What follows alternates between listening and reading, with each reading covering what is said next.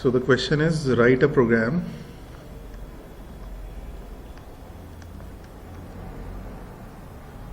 to input a number and display the smallest digit of the number.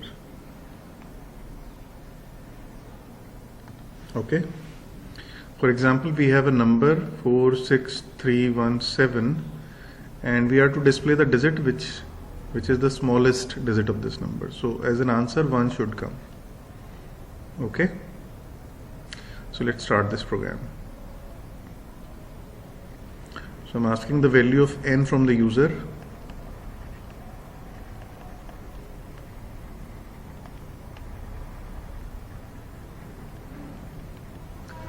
Then we will check how many digits, like what are the different digits this number has, and finally we'll take out the minimum digit. Okay, now always keep in mind, wherever we have to find minimum digit, initialize minimum digit with highest possible digit or maximum possible digit. Okay, for example, in this question we have to find out minimum, like the smallest digit of the number. So we'll take the value of variable that will hold the minimum value as the highest value, right? दोबारा सुनिए, अगर हमें minimum का programme बनाना है, minimum digit निकालनी है, तो minimum की इनिशियल वैल्यू बिगेस्ट होनी चाहिए, और अगर हमें बिगेस्ट का प्रोग्राम बनाना है, लार्जेस्ट डिजिट का प्रोग्राम बनाना है, तो जो लार्जेस्ट वेरिएबल लेंगे या जो लार्ज वेरिएबल आप लेंगे उसकी इनिशियल वैल्यू मिनिमम होनी चाहिए, मतलब 0, उल्टा लेते हैं इसमें. सो मिनिमम, सो मैक्स मिनिमम डिजिट कितनी होती है? 0, पर हमें लेनी कौन सी है? मैक्सिमम. So will write 9.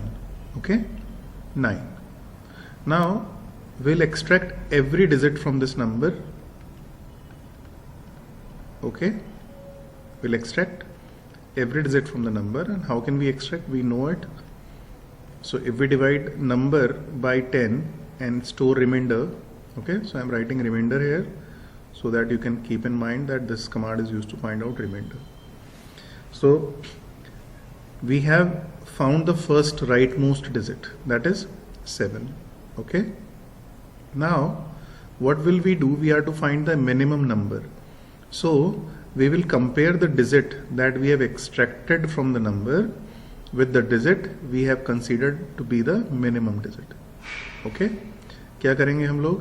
जो हमने डिजिट निकाली और जिसको हमने मिनिमम माना है उससे कंपैरिजन करेंगे. तो हम लिखेंगे अगर जो हमने डिजिट निकाली है ये डिजिट छोटी है किससे? जिसको हमने मिनिमम माना है.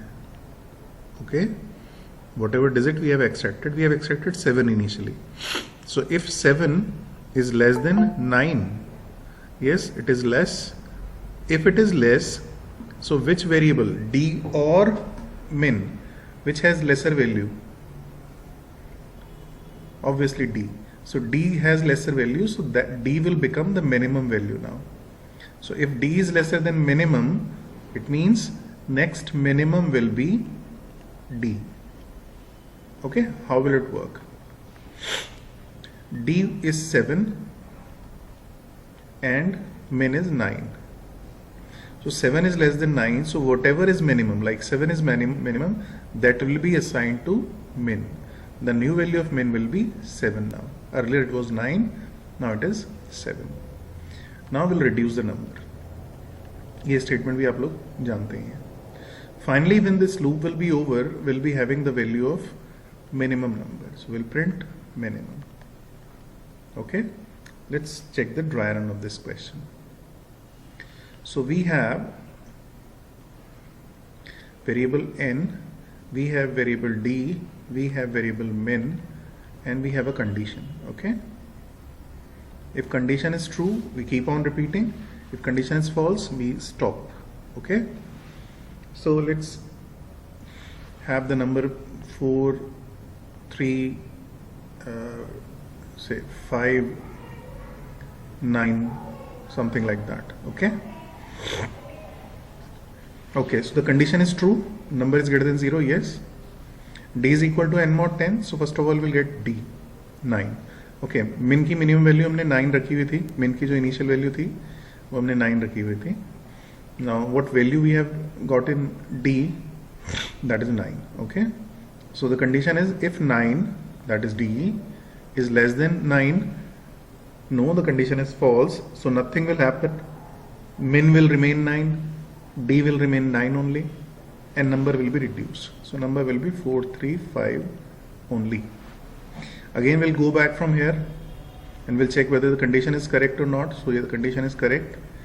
Now again 435 mod 10 will be 5, so D will be 5 here. Okay, now we are checking whether D, that is 5, less than min. Yes, it is. So min will be D. So what will be the value of min? Now it will be 5 and number will be reduced, so number will be 43. Okay, we'll go back again and we'll check whether 43 is greater than 0. So yes, it is. D is equal to n mod 5, so D will be 3 here, right? D will be 3. 43 mod 10 will be 3. Now D is less than minimum.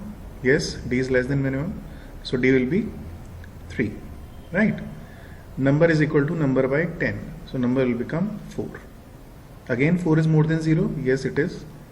Then 4 will be the value of D now. Now is D, that is 3, less than minimum? No, it's not. So minimum will remain 3. N is equal to n by 0. N will be 0. Condition will be false. Finally you will be having value 3 in the minimum, right? So 3 is the answer. Now the next question that you people have to make is find the greatest number, greatest digit of the number, right? It will be very much similar to this. So find greatest digit of the number.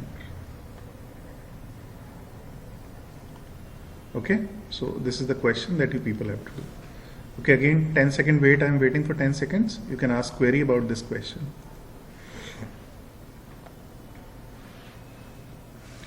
Kartavya, see, there can be issues because we are teaching from the school, so we don't have very much, like very good internet connection. Although I'm using my mobile phone, so let's see, recording it. So बाद में देख लेना अगर issues voice के लगते हैं कोई भी. Okay. So anything you want to ask about this particular question, you can ask. Other, or I'm going to the next question.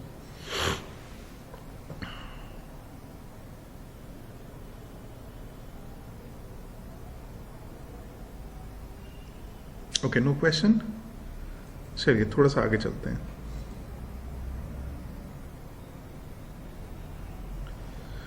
So next question is, write a program to check given number is कौन सा लें?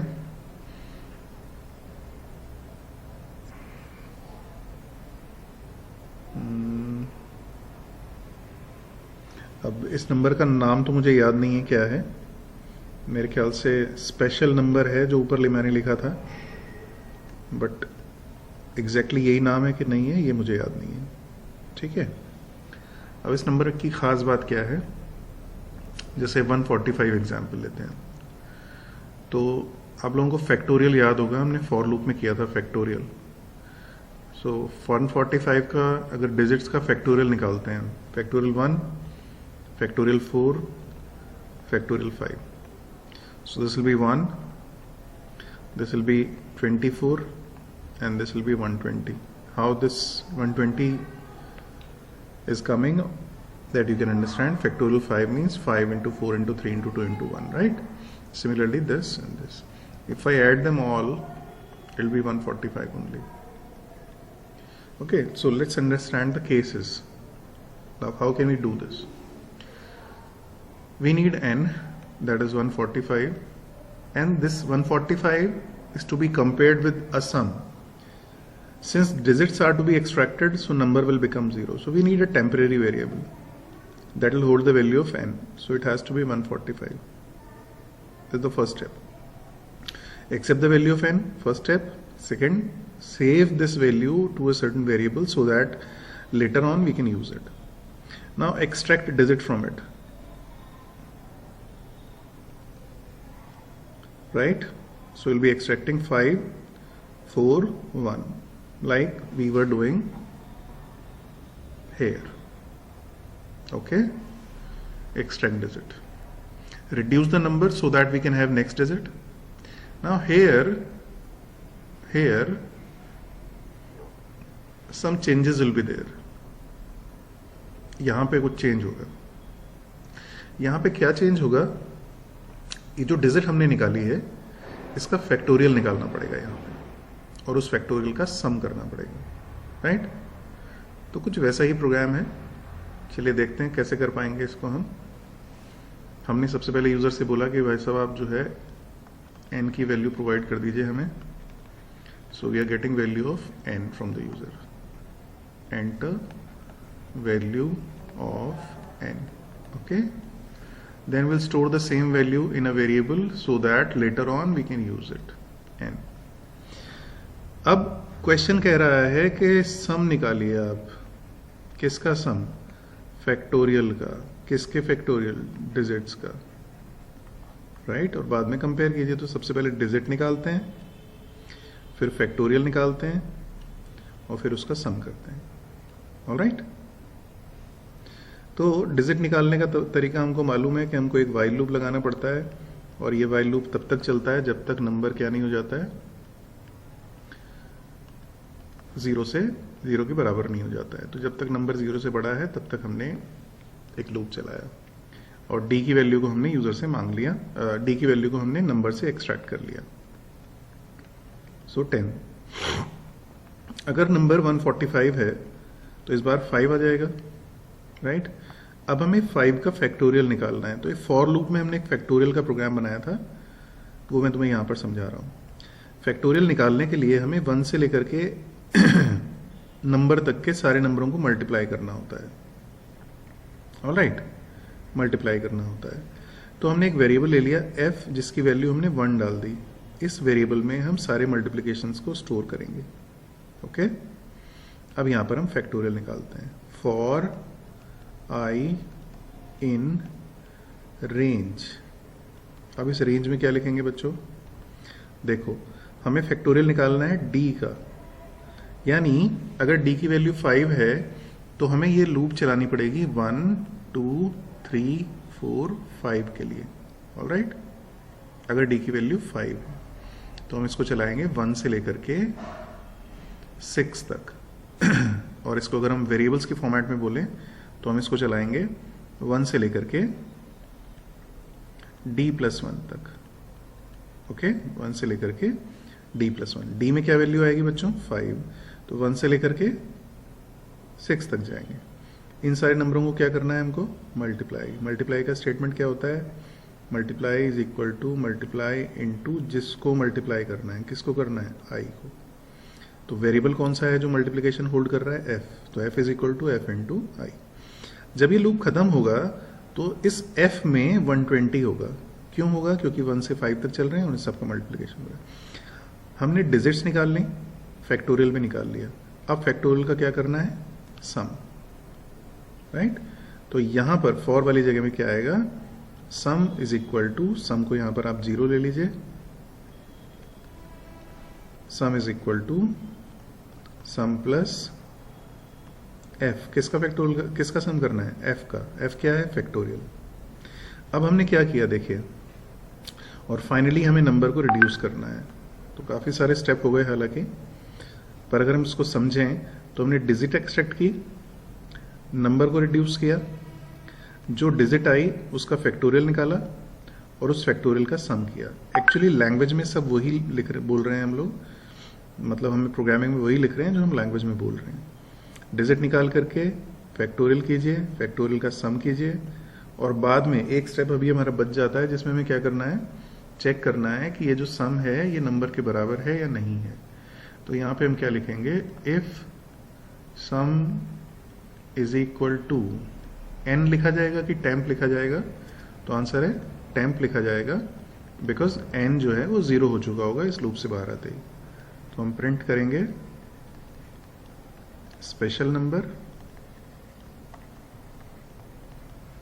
नहीं तो print करेंगे हम not a special number. Okay, so this is the question. I believe आप लोगों ने नोट भी किया होगा। I do not know what fashion you are using at your home, but बेहतर होता है साथ साथ कई बार नोट भी कर लिया करो, या इसको नोट करना है तो आप लोग बाद में कर सकते हैं obviously. This is the basic idea of the question. What is special about this question? We have used for inside while. This is something different. Okay? So, this is the question. If you have any query, you can ask me.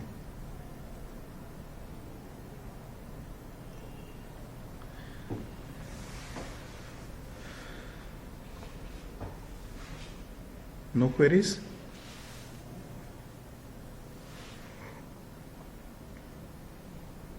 चलिए ठीक है। Okay, क्या हमने LCM के बारे में बात की थी बच्चों? एलसीएम का जो क्वेश्चन है, 2 नंबरों का एलसीएम निकालने का, जस्ट थोड़ा रिमाइंड करो मुझे, अदरवाइज मुझे पूरा देखना पड़ेगा डॉक्यूमेंट को। LCM of 2 numbers. ओके, ठीक है, गुड।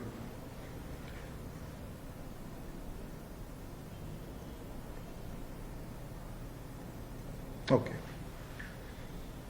एक मिनट वेट कीजिए जरा, मैं थोड़ा सा देखता हूँ, कुछ आपके लिए नए क्वेश्चंस देखता हूँ मैं। एक मिनट वेट करना थोड़ा सा।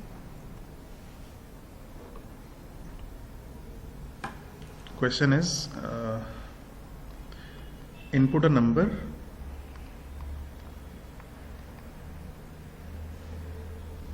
And check it is a perfect square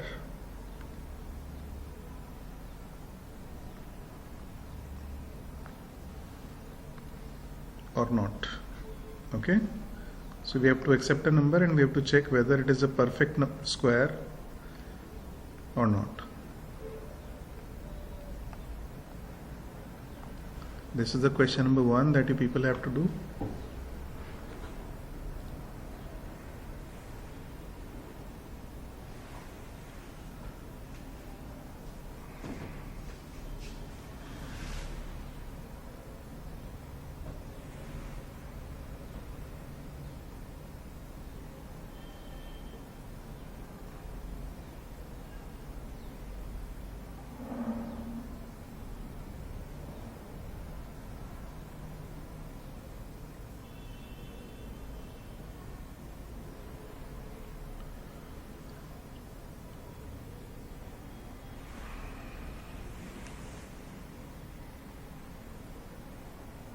Okay, next question is input a number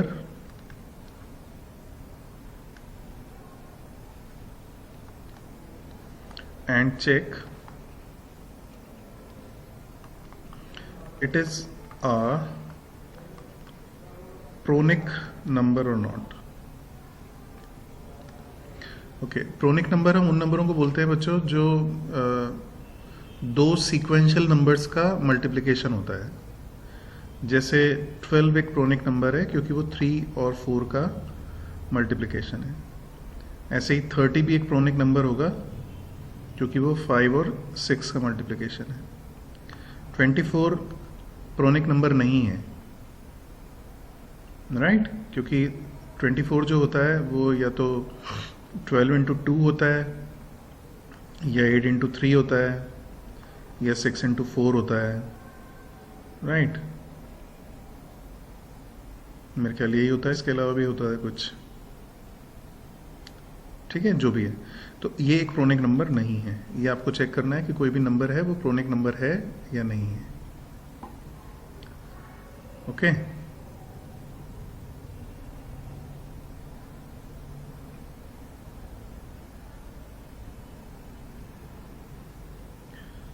नाइवन number मैंने आप लोगों को करा दिया था।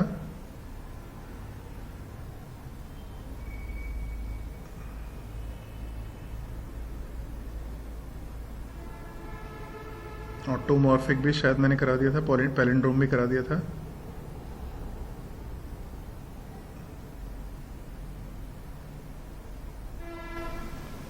एक और कर लीजिए, ऊपर जो मैंने लिखे हैं उसके अलावा ये that will be the last thing. Okay, question है, चेक कीजिए given number is a valid ISBN number और नॉट। किताबों के ऊपर ISBN नंबर लिखा होता है बच्चों, तो हमें चेक करना है कि ये ISBN नंबर है कि नहीं है। ठीक है, तो मैं एक एग्जांपल ले रहा हूँ ISBN नंबर का। जैसे है से 14016014999। सबसे पहली बात तो ये है कि ये जो नंबर होता है इसके लिए कंडीशन 1 ये है that it has to be a 10 digit number. Okay, अगर ये 10 डिजिट होगा तभी ये वैलिड होगा, नंबर 1। नंबर 2, पहली डिजिट 1 है, इसको 1 से मल्टीप्लाई करो, प्लस दूसरी डिजिट 4 है, उसको 2 से मल्टीप्लाई करो, प्लस तीसरी डिजिट 0 है, उसको 3 से मल्टीप्लाई करो, चौथी डिजिट 1 है तो उसको 4 से मल्टीप्लाई करो, ऐसे सबसे मल्टीप्लाई करना है। तो आखिरी डिजिट जो होगी वो 10 से मल्टीप्लाई होगी और इन सबका सम करना है। इसका जो सम आएगा वो बच्चों 253 आएगा, राइट। फिर आपको चेक करना है कि ये जो सम आया है ये 11 से डिविजिबल है या नहीं है। सो 253 mod 11, okay, if it is 0 then it is a valid ISBN number, otherwise not. So if we divide it by 11, 253 को अगर हम 11 से डिवाइड करते हैं तो ये डिवाइड हो जाता है, right. So this is a valid ISBN number. Okay, अब इसको मैं स्टेप वाइज कर देता हूँ, मेरे ख्याल से थोड़ा सा मुश्किल लग रहा होगा आपको। सबसे पहला काम क्या करना है, एक नंबर मांगना है, डिजिट काउंट करनी है। तो डिजिट काउंट करने का प्रोग्राम हम ऑलरेडी बना चुके हैं। अगर डिजिट काउंट करके 10 आ रहा है तो बोल दो कि तब नेक्स्ट प्रोसेस में जाएंगे हम। कौन सी प्रोसेस में? सम ऑफ डिजिट निकालने की। और अगर नहीं आ रहा है तो आप यहीं पे बोल सकते हैं कि ये वैलिड नहीं है, राइट। जब वैलिड आ जाता है तो नंबर को फिर से आप तब तक डिवाइड करते रहेंगे जब तक वो 0 से बड़ा है, डिजिट निकालेंगे और एक काउंटर ले लेंगे जिसकी इनिशियल वैल्यू 10 होगी और डिजिट को काउंटर से मल्टीप्लाई करेंगे, फिर काउंटर को रिड्यूस करते रहेंगे, बाद में सम निकालेंगे, बाद में 11 से चेक करेंगे। I know it's a long question, अगर आप करना चाहें तो कर लीजिए, कंपल्शन नहीं है, राइट। सो ये क्वेश्चंस हैं जो हमको करने हैं एंड इन क्वेश्चंस को करने के बाद ये वाला अगर आप ISBN वाला करना चाहें तो कोई कंपल्शन नहीं है इसका, आप चाहें तो करें, नहीं चाहें तो कोई बात नहीं है। प्रोनिक कर लें और परफेक्ट स्क्वायर कर लें। अगर इन दोनों में से कोई मुझे बताना है तो मैं बता देता हूँ। और बाकी ऊपर वाले जो क्वेश्चंस हैं ये भी आप चाहें तो कर सकते हैं, जो ये क्वेश्चंस मैंने लिखे हैं। मैं चॉइस तुमको इसलिए दे रहा हूँ बच्चों क्योंकि जैसे इस साल का जो हमने बोर्ड का पेपर देखा है, जो भी आ रहा है उसमें एल्गोरिथम बहुत ज़्यादा नहीं आ रहे हैं, कॉन्सेप्ट्स ज़्यादा आ रहे हैं। एल्गोरिथम्स बेसिकली सेल्फ डेवलपमेंट के लिए होता है कि आप कितना अच्छा सोच पाते हैं किसी सॉल्यूशन को, कितना कॉम्प्लेक्स हैंडलिंग कर सकते हैं। बट बोर्ड एग्जाम्स की बात अगर हम करें तो बहुत ज़्यादा लॉजिक्स नहीं आ रहे हैं बच्चों से पूछने को। So that's why I am not insisting you कि आप अच्छी खासी प्रोग्रामिंग करें, क्योंकि आपको एग्ज़ाम में तो हालांकि उतना डीप नहीं आता है, बट फिर भी आपकी चॉइस है। ओके, इन दोनों में से कोई क्वेश्चन करना है, परफेक्ट स्क्वायर में से या फिर दूसरे वाले में से, प्रोनिक नंबर में से, तो ये मुझे बता दीजिए, मैं कर दूंगा एक क्वेश्चन, या दोनों आप करना चाहें तो दोनों कर सकते हैं। Yes, tell me.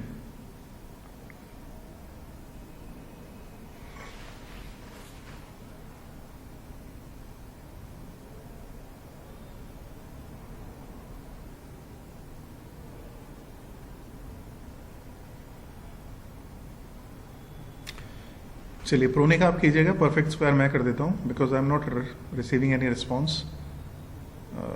M I audible, like आवाज आ रही है बच्चों तुम लोगों को? ऑडिएबल है ये सब? चलो ठीक है. So I am writing the program that is checking whether the number is perfect square or not, and I am accepting a number from the user. Say enter number. Okay. अब हमें check करना है कि perfect square है कि नहीं है, तो मैं इसको एक बहुत इजी तरीके से कर रहा हूँ. I am simply writing k equal to 1 and I have given a condition while k into k is less than n. Okay, nothing is to be done, just increase k. Okay,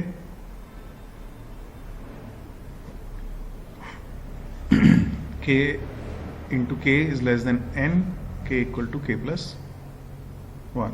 Okay, now finally what am I doing? On zero indent only I am saying if k into k is equal to n, print perfect square.